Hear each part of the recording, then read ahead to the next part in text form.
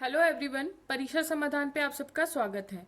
जैसे कि हमने सिंधु घाटी सभ्यता को खत्म किया था पिछले वीडियोस में, अब सिंधु घाटी सभ्यता के बाद वैदिक सभ्यता आती है। तो हम प्राचीन भारत के इतिहास को आगे बढ़ाते हुए इस सीरीज को आगे बढ़ाएंगे और देखेंगे वैदिक सभ्यता का उद्भव कैसे हुआ था, और इस सभ्यता के बारे में इस वीडियोस में हम देखेंगे। तो हम इस वीडियो में वैदिक सभ्यता के बारे में पढ़ेंगे, वेदों की रचना के बारे में पढ़ेंगे और वैदिक साहित्य के बारे में पढ़ेंगे। तो हम शुरू करते हैं। वैदिक सभ्यता। वैदिक सभ्यता को दो भागों में बांटा गया है।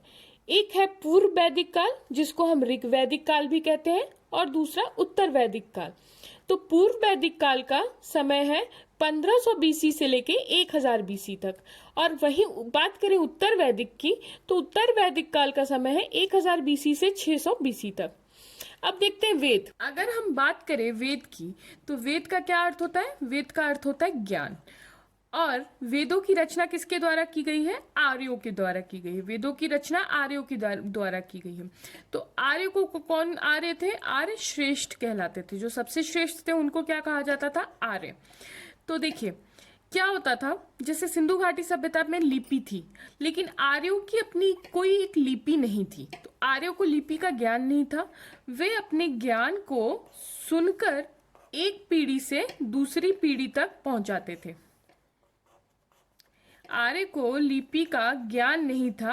वे अपने ज्ञान को सुनकर एक पीढ़ी से दूसरी पीढ़ी तक पहुंचाते थे। ठीक है, अब देखते हैं ये आर्य आए कहाँ से। तो इनका मूल निवास स्थान था कहाँ से? तो मैक्स मूलर कहते हैं, इस पे भी मतभेद है कि आर्य कहाँ से आए थे। मैक्स मूलर कहते हैं कि ये जरूर मध्य एशिया से आए रहे होंगे। बाल गंगाधर तिलक कहते हैं कि ये उत्तरी ध्रुव से आए थे। इन्होंने अपने पुस्तक the Arctic Holmes of Aryans, यानी कि the Arctic home of Aryans में लिखा है कि ये उत्तरी ध्रुव से आए थे। ये किताब, इनकी पुस्तक का नाम हमेशा परीक्षा में पूछा जाता है, तो ये याद रखने की जरूरत है। वहीं स्वामी दयानंद सरस्वती ने कहा है कि ये तिब्बत से आए थे, और डॉक्टर संपूर्णानंद ने कहा है कि जो आर्य थे वो अल्पस पर्वत यानी कि यूरेशिया से आए थे। तो देख रहे हैं आप, अलग अलग विद्वानों का अलग अलग मत है। जैसे मैक्स मूलर ने कहा है ये मध्य एशिया से आए थे, और पंडित बाल गंगाधर तिलक ने कहा है उत्तरी ध्रुव से आए थे, स्वामी दयानंद सरस्वती ने कहा है कि तिब्बत से आए थे, और डॉक्टर संपूर्णानंद ने कहा है अल्पस पर्वत यानी कि यूरेशिया से आए थे। अगर हम बात करें जानकारी के स्रोत में, जो पुरातात्विक स्रोत हैं, तो सबसे पहले अभिलेख का नाम आता है बुगाच कोई का अभिलेख। बुगाच कोई का अभिलेख जो 1400 बीसी में पाया गया। इसमें आधुनिक तुर्की में स्थित बुगाच कोई 1400 बीसी का एक अभिलेख मिला है। तो आधुनिक तुर्की जो अभी तुर्की में है, उसमें एक अभिलेख प्राप्त हुआ है जिसमें इंद्र, वरुण, मित्र और नातस्य देवता का उल्लेख है। इंद्र, वरुण, मित्र और नातस्य देवता का उल्लेख है। ये देवता ऋग्वेद में भी पाए गए हैं। तो इसलिए कहा गया है कि हो सकता है कि आर्य यहाँ तुर्की से आए रहे होंगे। लेकिन आश्चर्य की बात है, जो अग्नि देवता है, जो कि सबसे प्रमुख देवता है, ऋग्वेद के सबसे प्रमुख देवता अग्नि देवता, उसमें बुगाच कोई के अभिलेख में उनका उल्लेख नहीं है। लेकिन इंद्र, वरुण, मित्र और नातस्य देवता का उल्लेख पाया गया है बुगाच कोई के अभिलेख से। आगे बढ़ते हैं तो हम देखते हैं वैदिक काल। तो जैसे हमने पहले भी देखा, ऋग वैदिक काल और पूर्व वैदिक काल, इन दोनों को एक ही नाम से जाना जाता है, जो कि 1500 से लेके 1000 बीसी तक है, और उत्तर वैदिक काल 1000 बीसी से 600 बीसी तक है। ऋग वैदिक काल और उत्तर वैदिक काल को दो कालों में लोहे के ज्ञान के आधार पर बांटा गया है। अर्थात जो ऋग वैदिक काल के लोग थे, आर्य थे, उनको लोहे का ज्ञान नहीं था। उत्तर वैदिक काल में अंतरजी खेड़ा नामक स्थान से 1000 बीसी के लगभग लोहे की खोज की गई है। इसलिए उत्तर वैदिक काल का समय काल हम लगभग 1000 बीसी से मानते हैं। चूंकि ऋग्वैदिक काल में लोगों ने लोहे का खोज नहीं किया था, ये लोग लोहे से ज्ञात नहीं थे यहाँ के ऋग्वैदिक काल में। तो उत्तर वैदिक काल में लोहे का ज्ञान हुआ अंतरजी खेड़ा जिले से। ये पूछा जाता है प्रश्न परीक्षा में, तो ये ध्यान रखने की जरूरत है। ऋग्वैदिक आर्यों के भौगोलिक क्षेत्र के बारे में देखते हैं। तो अफगानिस्तान की 4 नदियों का उल्लेख मिलता है। ऋग्वेद से अफगानिस्तान के 4 नदियों का उल्लेख मिलता है। सप्त सैंधव प्रदेश की 7 नदियों का उल्लेख मिलता है ऋग्वेद से। तो कहा जा सकता है कि अफगानिस्तान में भी इनका क्षेत्रफल रहा होगा और इनका क्षेत्रफल सप्त सैंधव प्रदेश में भी रहा होगा। इससे कहा जा सकता है कि आर्य सर्वप्रथम पंजाब और अफगानिस्तान में बसे होंगे। कहाँ बसे होंगे? पंजाब और अफगानिस्तान में बसे होंगे। अब पंजाब और अफगानिस्तान से आगे बढ़ते हुए आर्य कहाँ पहुंचते हैं? कुरुक्षेत्र पहुंचते हैं। जब कुरुक्षेत्र पहुंचते हैं तो वहां का नाम क्या रखते हैं? ब्रह्मावर्त। ब्रह्मावर्त नाम रखते हैं आर्य। आगे देखिए, गंगा नदी का उल्लेख ऋग्वेद में 1 बार मिलता है और यमुना नदी का उल्लेख 3 बार मिलता है। तो इससे क्या पता चलता है कि जो आर्य थे ये गंगा नदी के किनारे तक बसे थे। मरुदवृदा नामक नदी का उल्लेख मिलता है ऋग्वेद से, जो कि कश्मीर में है। एक हिमालय पर्वत पे एक चोटी का उल्लेख मिलता है जिसका नाम है मुजवंत। तो ये मुजवंत चोटी से, जो कि हिमालय पर्वत पे है, यहाँ से ये आर्य जो थे वो सोम प्राप्त करते थे। कहाँ से? मुजवंत नामक चोटी से सोम प्राप्त करते थे। तो इस तरीके से हम देख सकते हैं कि आर्यों का जो भौगोलिक क्षेत्र था ऋग्वैदिक काल में वो कहाँ तक था? हिमालय, उत्तर में हिमालय, दक्षिण में राजस्थान, पूर्व में गंगा तट तक और पश्चिम में अफगानिस्तान तक।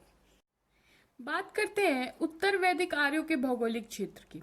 तो ऋग्वैदिक आर्यों ने ब्रह्मावर्त से आगे बढ़कर ये कहाँ पहुंचते हैं? ऋग्वैदिक आर्य गंगा नदी और यमुना नदी के दोआब क्षेत्र में पहुंचते हैं। तो गंगा और यमुना के दोआब पे जब पहुंचते हैं ये लोग, तो इन्होंने क्या किया? वहां का नाम ब्रह्म ऋषि देश रख दिया। कहाँ का? गंगा यमुना दोआब के क्षेत्र को इन्होंने ब्रह्म ऋषि देश रख दिया। इसके आगे जब वो बढ़ते हैं, हिमालय और विंध्याचल क्षेत्र में पहुंचते हैं, तो वहां का नाम ये लोग रखते हैं मध्य देश। तो जो आर्य थे इन्होंने हिमाचल तथा विंध्याचल क्षेत्र का नाम मध्य देश रखा। इसके बाद आर्य बंगाल और बिहार तक पहुंचते हैं और इसी के साथ ये संपूर्ण उत्तर भारत पर अधिकार कर लेते हैं। तो संपूर्ण उत्तर भारत पर अधिकार करने के बाद ये वहां के क्षेत्र का नाम रखते हैं आर्यव्रत। आर्यव्रत, उत्तर भारत के क्षेत्र का नाम ये लोग आर्यव्रत रखते हैं। अब देखते हैं वैदिक नदियों के बारे में। तो उस समय की वैदिक नदियां कौन कौन सी थी? वैदिक संहिताओं में 31 नदियों का उल्लेख किया गया है, जिसमें से 25 नदी तो मात्र ऋग्वेद में उल्लेख किया गया है। ऋग्वेद की नदी सूक्त में 21 नदियों का उल्लेख मिलता है। अगर हम बात करें सबसे पवित्र नदी की, तो ऋग्वेद की सबसे पवित्र नदी थी सरस्वती नदी, जिसको नदीत्मा भी कहा गया है। लेकिन सर्वाधिक बार उल्लेख किया गया है तो सिंधु नदी का किया गया है। ऋग्वेद में सबसे ज्यादा किसकी चर्चा की गई है? सिंधु नदी की गई है। अब देखते हैं समुद्र का उल्लेख मिलता है कि नहीं ऋग्वेद में। तो ऋग्वेद में समुद्र का उल्लेख मिलता है। तो ऋग्वेद में कहा गया है 2 नदियों के बारे में, सिंधु नदी और सरस्वती नदी। ये 2 ऐसी नदियां थी जो कि कहाँ मिलती थी? समुद्र में आके गिरती थी। इसलिए समुद्र में भी उल्लेख मिलता है, समुद्र का भी उल्लेख मिलता है। तो परीक्षा में अगर पूछा जाए कि समुद्र का उल्लेख मिलता है ऋग्वेद में, तो आप कहेंगे हाँ मिलता है। बात करते हैं वैदिक साहित्य की। तो वैदिक साहित्य में क्या क्या आता है? 4 वेद आते हैं वैदिक साहित्य में, ब्राह्मण ग्रंथ आते हैं, आरण्यक आते हैं और उपनिषद आते हैं। और उपवेद नहीं आते। अगर परीक्षा में पूछे क्या उपवेद वैदिक साहित्य के में आते हैं, तो आप कहेंगे नहीं, उपवेद वैदिक साहित्य में नहीं आते हैं। तो 4 वेद, ब्राह्मण ग्रंथ, आरण्यक और उपनिषद, बस इतने ही वैदिक साहित्य में आते हैं। वैदिक साहित्य को हम श्रुति भी कहते हैं क्योंकि ये मनुष्य द्वारा नहीं लिखा गया है। तो ये वैदिक साहित्य किसके द्वारा लिखा गया है? कैसे हमें प्राप्त होता है? वैदिक साहित्य ईश्वर द्वारा ऋषियों को आत्मज्ञान द्वारा बताई गई है और यही ऋषियों द्वारा पीढ़ी दर पीढ़ी अन्य ऋषियों तक पहुंचाई गई है वैदिक साहित्य। इसलिए इसे श्रुति यानी कि सुनकर लिखा हुआ साहित्य कहा गया है। वैदिक साहित्य को सुनकर लिखा हुआ साहित्य कहा गया है। और अपौरुषीय भी कहा गया है और नित्य भी कहा, क्योंकि ये किसी पुरुष ने तो लिखा नहीं, ईश्वर ने ऋषियों को बताया आत्मज्ञान द्वारा और ऋषियों ने आगे अपनी पीढ़ियों को बताया, आगे जो भी ऋषियों की पीढ़ी रही होगी उनको बताया। ऋग्वेद, सामवेद, यजुर्वेद, इन 3 वेदों को वेदत्रयी कहा गया है। क्योंकि ये शुरू के वेद हैं और इनका संबंध यज्ञ से है, यज्ञ पूजा अनुष्ठान से है, जबकि अर्थवेद लौकिक विषयों का वर्णन है। अर्थवेद में किसका वर्णन है? लौकिक विषयों का वर्णन है। इसलिए अर्थवेद को वेदत्रयी नहीं कहा गया है।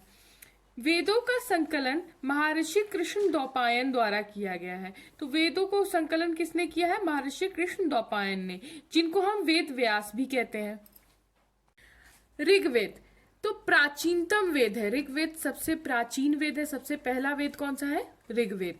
इसमें किस चीज का वर्णन मिलता है? मंत्रों का वर्णन मिलता है। तो ऋग्वेद में क्या पाया जाता है? मंत्र, जिनको हम ऋचा भी कहते हैं। मंत्रों को हम क्या कहते हैं? ऋचा भी कहते हैं। ऋग्वेद की रचना सप्त सैंधव प्रदेश में हुई थी। तो ऋग्वेद की रचना कहाँ हुई थी? सप्त सैंधव प्रदेश में हुई थी। इसमें 10 मंडल, 1028 सूक्त, 10,580 मंत्र आते हैं। तो 10 मंडल है, 1028 सूक्त। सूक्त मतलब सूक्त होता है मंत्रों का समूह, जैसे इंद्र सूक्त, सूर्य सूक्त, सरस्वती सूक्त। तो ये मंत्रों के समूह है और ये 10,580 मंत्र पाए जाते हैं ऋग्वेद में। तो सूक्त को क्या कहा जाता है? मंत्रों का समूह कहा जाता है। ऋग्वेद के 2 से 7 मंडल को प्राचीन मंडल कहा जाता है। तो ये प्राचीन मंडल है। अगर आपसे पूछे कि प्राचीनतम मंडल कौन सा है, सबसे पुराना मंडल कौन सा है, तो आप कहेंगे 7वां मंडल। 7वां मंडल जो है सबसे पुराना मंडल है। तीसरा मंडल जो है ऋग्वेद का, वो गायत्री मंत्र से संबंधित है। तो ये गायत्री मंत्र किसने दिया था? विश्वामित्र ने दिया था। और किसको संबोधित किया था? ये गायत्री मंत्र दिया था सविता।